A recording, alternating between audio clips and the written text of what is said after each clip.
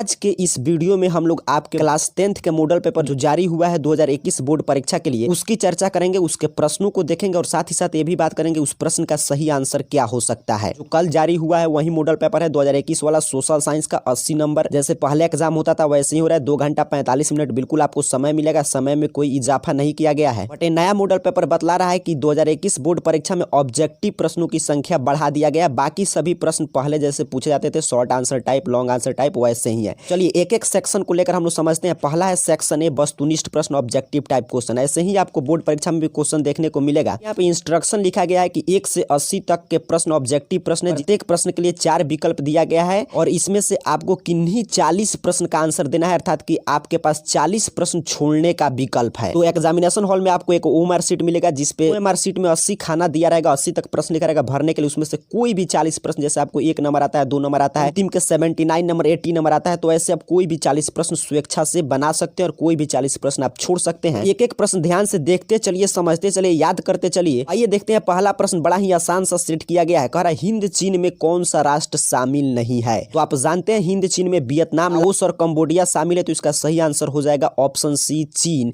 चीन जो है हिंद चीन में शामिल नहीं है। आगे बढ़ेंगे। दूसरे नंबर प्रश्न की बात करें। देखिए इंग्लिश और हिंदी दोनों मीडियम के स्टूडेंट के लिए प्रश्न सेट किया गया है। मीडियम को लेकर आपको ज्यादा चिंता नहीं करना है। दूसरा नंबर प्रश्न कह रहा है वियना कांग्रेस कब हुआ था। वियना कांग्रेस जो है आपके 1815 ईस्वी में हुआ था। तो इसका सही आंसर हो जाएगा ऑप्शन ए। और इस वियना कांग्रेस की मेजबानी ऑस्ट्रिया के चांसलर मेटरनिक ने किया था। जानते हैं मेटरनिक एक घोर प्रतिक्रियावादी था। यहाँ पे आपको जानकारी के लिए हम बता दें कि वियना सम्मेलन में ब्रिटेन, रूस, पर्सा और ऑस्ट्रिया जैसे यूरोपीय शक्तियों ने मिलकर भाग लिया था। और इस वियना सम्मेलन का आपसे उद्देश्य पूछा जाए, इसका एकमात्र उद्देश्य था कि यूरोप में शांति संतुलन को स्थापित करना। आगे बढ़ेंगे। तीसरे नंबर प्रश्न की बात करें तो कह रहा है भारत में गद्दर पार्टी की स्थापना किसने की थी। तो भारत में गद्दर पार्टी की स्थापना लाला हरदयाल ने की थी। तो इसका सी सही आंसर जाएगा। चलिए आगे बढ़ेंगे। चौथा नंबर प्रश्न है द्वितीय महायुद्ध के बाद यूरोप में किस संस्था का उदय आर्थिक दुष्प्रभाव को समाप्त करने के लिए हुआ।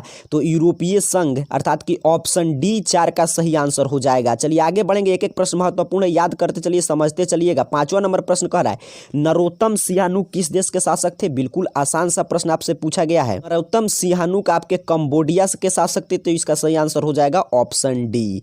छठे नंबर प्रश्न की बात करें तो पूछा जा रहा है आपसे वाष्प चलित इंजन का आविष्कार किसने किया था। तो वाष्प चलित इंजन का आविष्कार जेम्स वाट ने किया था। तो 6 का भी सही आंसर बी हो जाएगा। 7 नंबर प्रश्न की बात करें तो कहा गया है Tata iron and steel company की स्थापना कब की गई। Tata iron and steel company की स्थापना 1907 में की गई थी। तो इसका सही आंसर हो जाएगा ऑप्शन बी।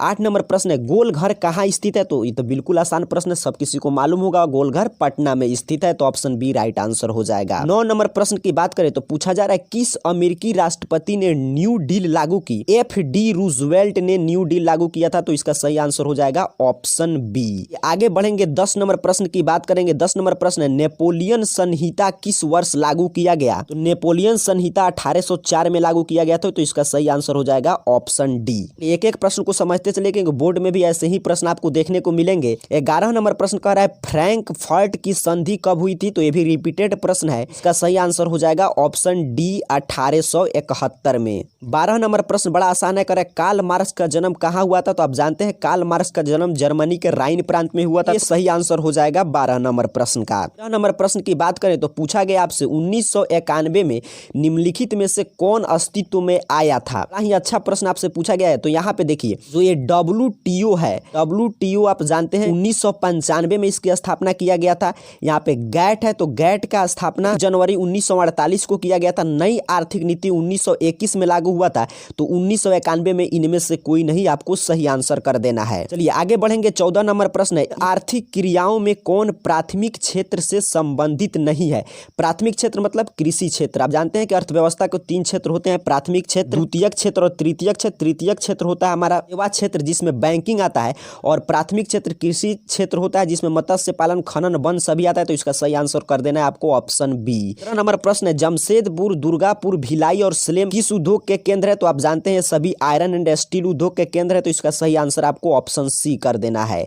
16 नंबर प्रश्न देखिए बड़ा अच्छा प्रश्न है। कह रहा है प्रति व्यक्ति आय का आशय है। तो प्रति व्यक्ति आय का आशय होता है एवरेज इनकम, अर्थात कि औसत आय। कहते हैं कि प्रति व्यक्ति आय निकालने के लिए राष्ट्रीय आय में कुल जनसंख्या से भाग देने पे निकल निकलता है। अब वैसे भी आप यदि एससीईआरटी का बुक का अध्ययन किए होंगे तो उसमें स्पष्ट रूप से लिखा गया कि प्रति व्यक्ति आय देश में रहते हुए व्यक्तियों की औसत आय होती है।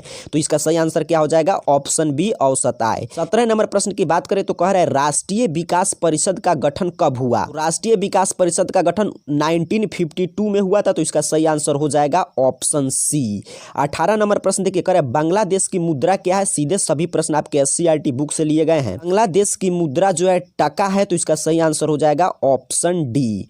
चलिए आगे बढ़ेंगे, 19 नंबर प्रश्न की बात करेंगे। कह रहे राष्ट्रीय आय का क्या अर्थ होता है? तो राष्ट्रीय आय का अर्थ होता है उत्पादन के साधनों की आय। तो 19 नंबर प्रश्न का सही आंसर आपको कर देना है ऑप्शन डी। ये 20 नंबर प्रश्न की बात करें तो 20 नंबर कह रहा है भारत में उपभोक्ता संरक्षण कानून कब लागू हुआ? भारत में उपभोक्ता संरक्षण कानून 1986 में लागू हुआ था। तो इसका सही आंसर हो जाएगा ऑप्शन बी। चलिए आगे बढ़ेंगे, 21 नंबर प्रश्न बड़ा ही महत्वपूर्ण प्रश्न है। इस मॉडल पेपर को लेकर आप थोड़ा भी लापरवाही नहीं बरतिएगा, क्योंकि आप जानते हैं इसके लिए आपको बिहार बोर्ड को धन्यवाद भी देना चाहिए, क्योंकि कितना मांग करने के बाद ये बिहार बोर्ड जारी किया है और एग्जाम में आपके लिए बहुत ही अच्छा कदम है बिहार बोर्ड आपके लिए उठाया, बहुत ज्यादा हेल्पफुल साबित हुआ। इसलिए एक एक प्रश्न को ध्यान से समझते चलिए। 21 नंबर प्रश्न है भूमि विकास बैंक द्वारा किस प्रकार का ऋण प्रदान किया जाता है? तो भूमि विकास बैंक के द्वारा दीर्घकालिक ऋण प्रदान किया जाता है। तो इसका सही आंसर हो जाएगा ऑप्शन सी। 22 नंबर प्रश्न है भारत में किस प्रकार की आर्थिक प्रणाली पाई जाती है? तो मिश्रित अर्थव्यवस्था। तो इसका सही आंसर हो जाएगा ऑप्शन सी 22 का भी। 23 नंबर प्रश्न की बात करें तो कह रहा है नागा अर्जुन सागर परियोजना संबंधित है। तो नागा अर्जुन सागर परियोजना आपके कृष्णा नदी से संबंधित है। तो इसका सही आंसर हो जाएगा ऑप्शन डी। 24 नंबर प्रश्न की बात करें तो पूछा गया आपसे 26 दिसंबर 2004 को विश्व के कौन भाग सुनामी से प्रभावित हुआ था? तो 2004 में जो है बंगाल की खाड़ी सुनामी से प्रभावित हुआ था। तो इसका सही आंसर हो जाएगा ऑप्शन डी। चलिए 25 नंबर प्रश्न की बात करें तो पूछा गया आपसे सामान्य संचार व्यवस्था के बाधित होने का मुख्य कारण क्या है? तो केबल का टूट जाना। बिल्कुल आसान प्रश्न है। तो इसका सही आंसर हो जाएगा ऑप्शन ए। 20 नंबर प्रश्न है बाढ़ क्षति पहुंचाता है? तो बाढ़ फसल पशु भवन सबको क्षति पहुंचाता है। तो उपरोक्त सभी अर्थात की ऑप्शन डी सही आंसर हो जाएगा 26 नंबर प्रश्न का। आगे बढ़ेंगे, 27 नंबर प्रश्न है स्वर्णिम चतुर्भुज संबंधित है? तो स्वर्णिम चतुर्भुज सड़क मार्ग से संबंधित। तो इसका सही आंसर हो जाएगा ऑप्शन बी। जानते हैं इस चतुर्भुज के अंतर्गत दो बड़े बड़े गलियारों का निर्माण किया गया है। तो इसका सही आंसर हो जाएगा ऑप्शन बी। आपके भूगोल का प्रश्न है। 22 नंबर प्रश्न है बाढ़ के समय लोगों को कहां जाना चाहिए? बिल्कुल आसान प्रश्न है, उच्च भूमि पर। कहां जाना चाहिए? उच्च भूमि पर। C is right answer of question 28। आगे बढ़ेंगे, क्वेश्चन नंबर 29 की चर्चा करेंगे। कह रहे हैं निम्न में से कौन क्षेत्रीय राजनीतिक दल है? भारतीय जनता पार्टी, भारतीय राष्ट्रीय कांग्रेस, भारतीय कम्युनिस्ट पार्टी, ये सभी राष्ट्रीय स्तर के राजनीतिक दल है। तो एक ही ऑप्शन बचता है जनता दल यूनाइटेड, यही आपका क्षेत्रीय राजनीतिक दल हो जाएगा। 30 नंबर प्रश्न की चर्चा करें तो कह रहा है पंचायत का चुनाव कौन करवाता है? तो बिल्कुल आसान प्रश्न है, राज्य चुनाव आयोग, स्टेट इलेक्शन कमीशन कंडक्ट करता है आपका पंचायत इलेक्शन। तो सी सही आंसर हो जाएगा। आगे बढ़ेंगे, 31 नंबर प्रश्न की बात करेंगे। 31 नंबर प्रश्न है भारत के किस राज्य में पंचायती राज की शुरुआत हुई थी? जानते हैं भारत में पंचायती राज की शुरुआत राजस्थान के नागौर जिले से हुई थी। तो इसका सही आंसर हो जाएगा ऑप्शन डी। 32 नंबर प्रश्न की बात करें तो 32 नंबर प्रश्न है वर्ष 1975 भारतीय राजनीति में किस लिए जाना जाता है? 1975 में हमारे लोकतांत्रिक देश में पहली बार आपातकाल लगाया गया था इंदिरा गांधी के शासनकाल में। तो इसीलिए इसका सही आंसर हो जाएगा ऑप्शन सी, अर्थात कि वर्ष 1975 भारतीय राजनीति में देश में आंतरिक आपातकाल लागू करने के लिए जाना जाता है। आगे बढ़ेंगे, 33 नंबर प्रश्न की बात करेंगे। 33 नंबर प्रश्न है ताड़ी विरोधी आंदोलन किस प्रांत से शुरू किया गया है? तो ताड़ी विरोधी आंदोलन बिल्कुल आसान प्रश्न है, आंध्र प्रदेश से शुरू किया गया। तो इसका सही आंसर हो जाएगा ऑप्शन सी। 34 नंबर प्रश्न की बात करें तो कह रहे धर्म को समुदाय का आधार कौन मानता है? तो सांप्रदायिक लोग धर्म को समुदाय का आधार मानते हैं। तो ये आपको सही आंसर कर देना है। इस नंबर प्रश्न की बात करें तो पूछा गया आपसे सत्ता में साझेदारी सही है क्योंकि सत्ता में साझेदारी विभिन्न समुदाय के बीच टकराव को कम करती है। तो इसका सही आंसर कर देना है ऑप्शन डी राइट आंसर हो जाएगा 35 नंबर प्रश्न का। इस नंबर प्रश्न की बात करें तो कह रहे हैं नेपाल में सप्तदलीय गठबंधन का मुख्य उद्देश्य क्या है? तो लोकतंत्र की स्थापना करना। आगे बढ़ेंगे, 37 नंबर प्रश्न की बात करें तो पूछ रहा है आपसे भारत के इन राज्यों में कौन कोयले का सबसे बड़ा उत्पादक है? तो भारत के स्तर पर देखें तो 1 पर कोयला के उत्पादन में आता है झारखंड, 2 पर ओडिशा। 35 नंबर प्रश्न का सही आंसर हो जाएगा ऑप्शन बी झारखंड। आगे बढ़ेंगे, 38 नंबर प्रश्न की बात करेंगे। 38 नंबर प्रश्न है सौर ऊर्जा के उत्पादन के लिए सर्वाधिक उपयुक्त राज्य है? तो राजस्थान। आप जानते हैं वहां पे मरुस्थल है, सबसे ज्यादा गर्मी पड़ता है। तो राजस्थान इसका सही आंसर हो जाएगा। 39 नंबर प्रश्न की बात करें तो कह रहा है बिहार की पहली नदी घाटी परियोजना कौन है? बिहार की पहली नदी घाटी परियोजना कोसी नदी घाटी परियोजना है। तो बी इसका इसका सही आंसर हो जाएगा। 40 नंबर प्रश्न पूछा गया, सुंदरबन टाइगर रिजर्व कहाँ है? सुंदरबन टाइगर रिजर्व आपका पश्चिम बंगाल में है, तो ये इसका सही आंसर हो जाएगा। तो यहाँ पे आपको एग्जाम में 40 प्रश्न का ही उत्तर देना था। आप इस तरह लाइन से 40 प्रश्न बनाए तो, या नीचे देखिए 80 तक प्रश्न, इसमें से कोई भी 40 प्रश्न का आप जवाब दे सकते हैं। आज की इस क्लास को हम लोग यहीं रोकेंगे। नेक्स्ट वीडियो में हम लोग आगे के 40 प्रश्नों की चर्चा करेंगे। आपके सब्जेक्टिव में short answer type, long answer type, हर एक प्रश्न की चर्चा करेंगे। यदि आपका सहयोग रहा तो आपका सहयोग क्या करना है, तो आपको बस वीडियो को प्यार से लाइक करना है और नीचे कमेंट बॉक्स में बताना है कि आपके लिए क्लास उपयोगी है कि नहीं। वीडियो को लाइक जरूर कर दीजिएगा, साथ ही साथ कमेंट बॉक्स में अपना इच्छा प्रकट कीजिएगा कि क्या इसका आप दूसरा पार्ट चाहते हैं कि नहीं।